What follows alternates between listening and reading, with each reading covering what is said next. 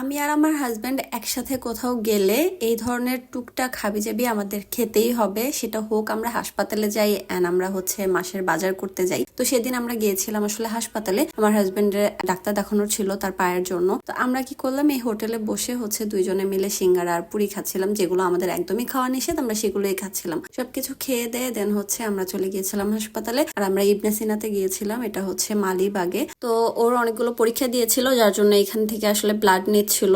আর এই ব্লাড নেওয়ার সময় যে ইনজেকশনটা দেওয়া হয়, এটা দেখলে আমি এত পরিমাণ ভয় পাই, মানে কি বলবো। ওইখান থেকে আমরা চলে আসি শনির আখড়া, মানে আমাদের একদম বাসার কাছে।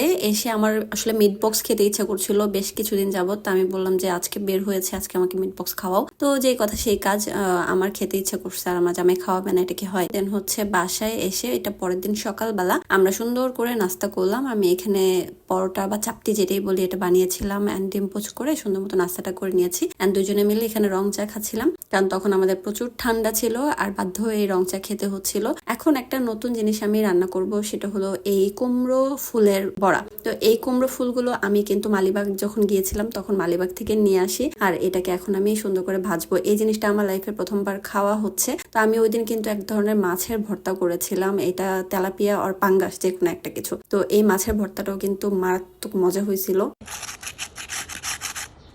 শব্দ শুনলেই বোঝা যায়।